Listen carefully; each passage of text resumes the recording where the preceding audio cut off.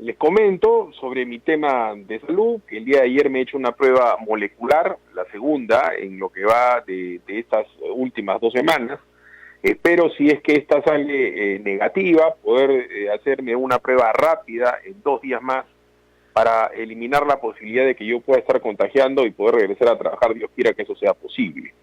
Ahora bien, con respecto a las noticias, como es obvio, el gobierno va a seguir dando todo lo que se pueda y sus atláteres de la prensa a este escándalo de Los Olivos, como si fuera algo realmente central en este momento en la lucha contra la pandemia. ¿Y a qué me refiero? La informalidad de la desgracia de Los Olivos es tan comparable como a la deflagración de Villa El Salvador, como el incendio de Nicolini, como el incendio de Mesa Redonda, como el incendio de Utopía. Todas desgracias que en su momento también acapararon las portadas y que solamente en algunos de los casos se ha dado justicia. Por dar un ejemplo, en el caso de Utopía, nunca han traído a Alan Asisolajov, y todavía no extraditan a Paz Rabines. Ahora bien, pagó el pato un muchacho que era el que prendía el fuego dentro de la discoteca. Y algo parecido seguramente va a pasar acá con el animador o con lo que quiera que sea. Pero el punto central es que ese no es el foco de contagio, y el punto central es que de las 200 personas que han ido a esa fiesta, no se puede hablar de algo significativo en cuanto al contagio. ¿Por qué? Porque en Los Olivos la inmensa mayoría de la gente sí estaba acatando el quédate en casa. Y imagínense, de entre los muertos y los detenidos, estamos hablando de que cerca del 50 o 60% tenían COVID. Eso es lo sustantivo y eso es lo que no quiere el gobierno aceptar, que no hay estrategia alguna en la lucha contra el COVID. Para ser más claro, el día de antes de ayer, el día sábado murieron 1.000 personas, el día domingo murieron otras 1.000 personas, y el día lunes han muerto 1.000 personas, y seguramente el día de hoy van a seguir muriendo 1.000 personas. ¿Cuántas de esas personas mueren de COVID? Ese es el punto. No hay ningún tipo de estrategia sanitaria. ¿Por qué? Porque calculo que si el general Martos tuviera una estrategia, la próxima semana deberían estar aterrizando en diversos aeropuertos del Perú en los equipos de oxigenación, los equipos de transformación del aire en oxígeno, que son fácilmente importables y trasladables. ¿Dónde están los aviones y los contenedores en los aviones, los equipos de protección personal? ¿Dónde están las camas UCI? Todo eso se puede importar en 2 semanas, tiempo que ya se le cumplió al general Martos. Por supuesto, la señora Macetti sale cada vez menos en televisión, y por supuesto la señora Molinelli no existe en la televisión, y los canales no se ocupan de informar de las inmensas colas en los centros de salud y la desesperación de la gente por el tema del COVID. Llama la atención que el Sistema Nacional de Defunciones haya caído el nivel de mortandad en los últimos días. No me extrañaría que una mano inteligente, por decirlo así, le haya quitado el sistema de cómputo o el Wi-Fi a 50 o 60 centros médicos del Perú, y por eso es que pasa el absurdo de tener cada día más infectados, pero supuestamente decaen los muertos. Algo se va a tener que hacer en el Congreso para investigar esta desgracia. Difícilmente se sepa la verdad en estos días. Hablando del Congreso, han citado a la señorita María Antonieta Alba, que es la marioneta en el MEF de Martín Vizcarra, que es el verdadero ministro de Economía. Y claro, la gente hoy dice que la situación económica está mal. Nosotros venimos diciendo hace semanas y informando, no solamente por lo que vemos en las calles, por el puro sentido común de que se ha caído la venta del común de los comercios, que hay muchísimas fábricas que no están obrando al siquiera 50% de su capacidad, que la gente se ha quedado sin empleo, y al no haber inversión pública, inversión privada, caída del consumo, era obvio que la economía se iba a derrumbar. Esa obviedad acá en el Perú no ha sido informado precisamente por la prensa.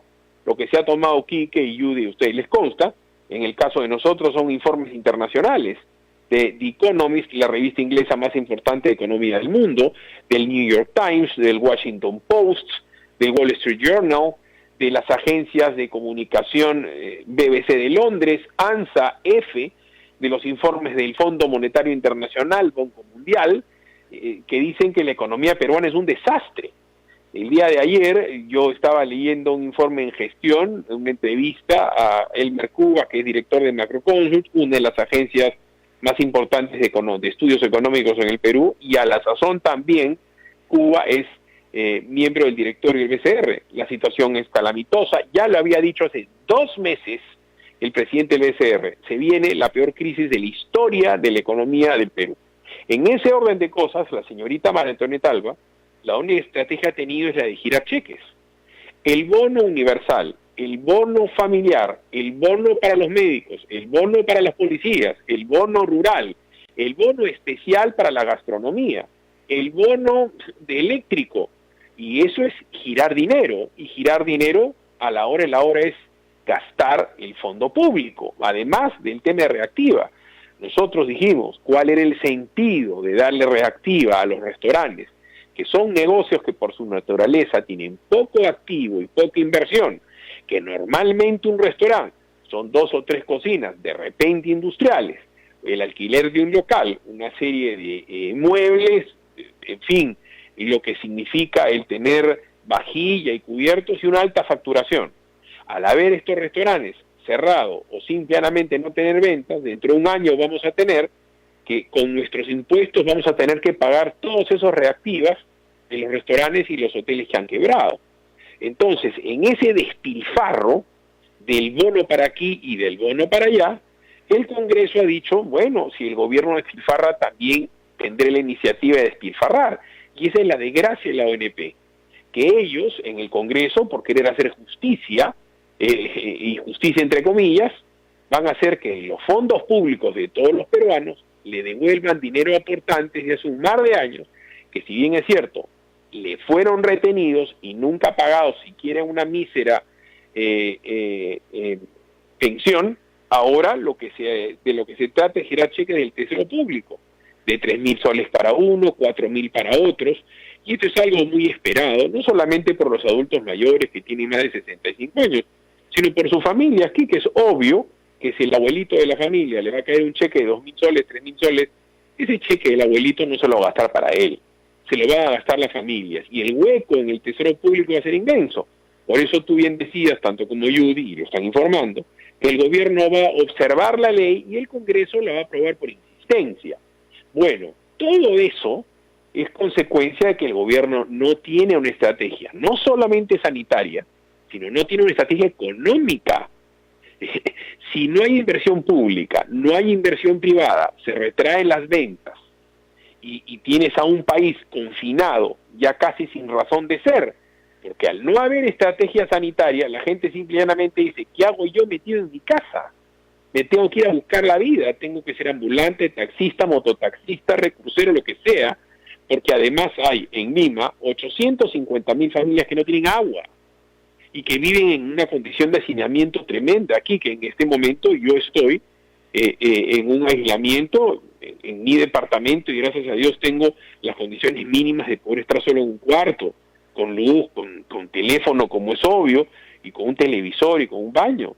Pero el común de la gente vive en una sola habitación o en 2 habitaciones. Una habitación es el dormitorio de todos, porque duermen en una misma habitación papá, mamá e hijos, de repente separados por un ligero triplé, y la otra habitación es la sala, el comedor y la cocina. Eso pasa en el Perú, eso no pasa en Francia, eso no pasa en Italia, y hay gente terca y necia que dice que el pueblo peruano no se cuida, que el pueblo peruano se va a parrilladas, que el pueblo peruano se va de juerga a los olivos. El pueblo peruano en su mayoría se ha quedado metido en su casa, pero ¿qué cosa puede hacer una persona que está hacinada en su casa, en un cerro, sin las más mínimas condiciones de vivienda normal en el mundo civilizado? Salir a la calle, y se ha contagiado la gente, como les he dicho 1000 veces ya, en la cola del Banco de la Nación, la cola del Metropolitano y tal.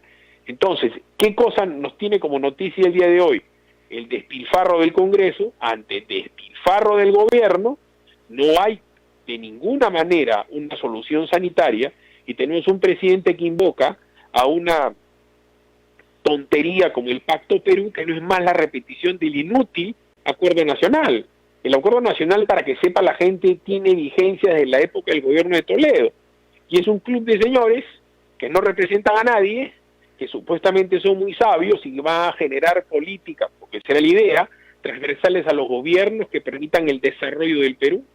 Y eso es tan estúpido como que nos damos cuenta que el propio Vizcarra y el común de la gente que critica el hoy por hoy del Perú, dicen que no tenemos una situación hospitalaria mínima, que no tenemos aulas en los colegios, que la crisis del sector justicia es tremenda, que el Ministerio Público necesita una reforma integral. Bueno, pues esas son las políticas generales de gobierno, porque en todos los estados del mundo, independientemente si son monarquías, si son dictaduras, si son de izquierda, si son de derecha, si son fundamentalistas, el Estado se ocupa de la educación, de la salud, de la justicia y de la seguridad.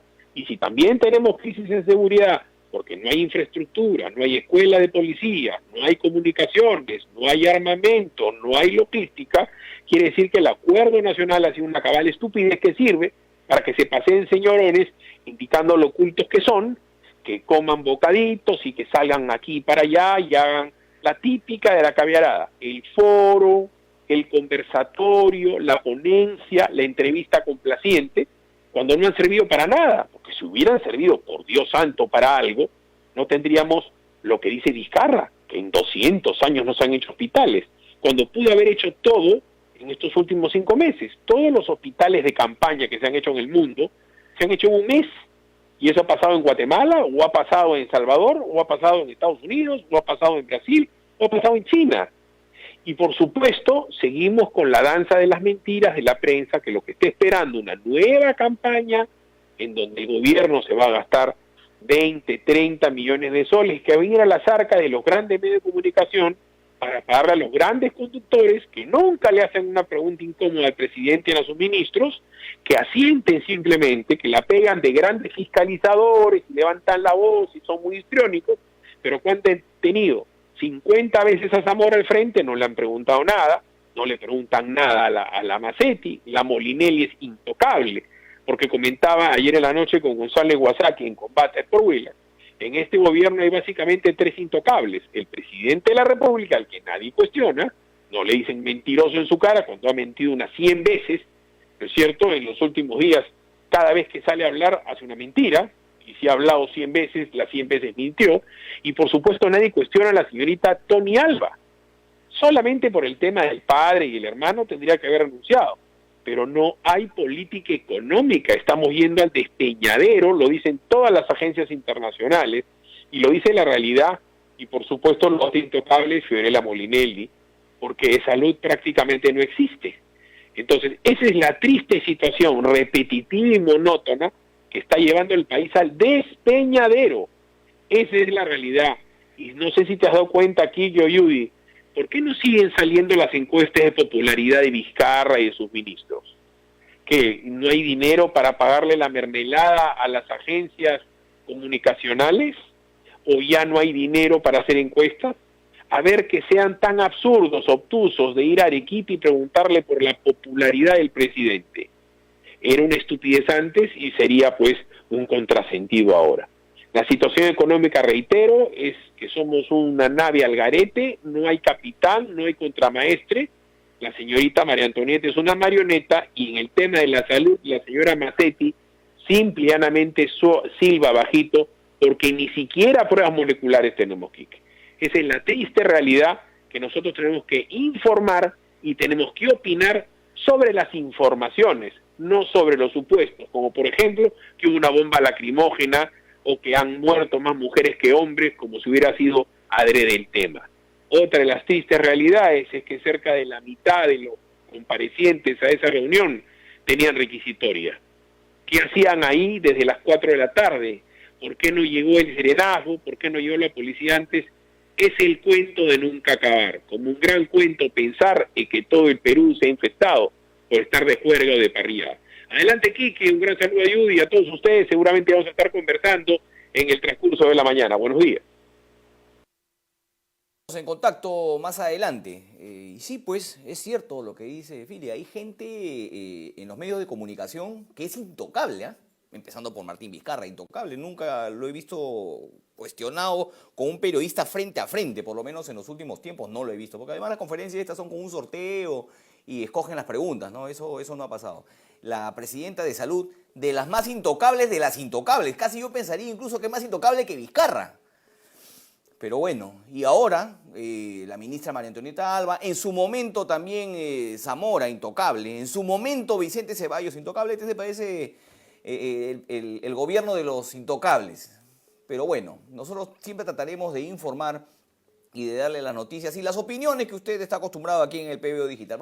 Si te gustó este video, ya sabes, dale like y únete a nuestra inmensa comunidad en el PBO Digital de nuestro Facebook. Mueve la campanita, suscríbete en la página del PBO Digital de YouTube. Y por supuesto, comenta y comparte en nuestro @PBO Digital vía Twitter. Con Centenario, ahora comprar tu lote en el Sur Chico es facilote. Ya lanzamos nuestro nuevo proyecto de urbanización, Loma Bonita, ubicado en el kilómetro 50.5 de la Panamericana Sur. Compra tu lote sin inicial y hasta 12 meses sin intereses. Solo necesitas tu DNI, un recibo de agua o luz y listo. Sin evaluación crediticia y hasta 15 años para pagar. Para mayor información, contáctanos al 01-616-9009 o visita www.terreno.pe. Centenario, más de 90 años haciendo propietarios más fácil.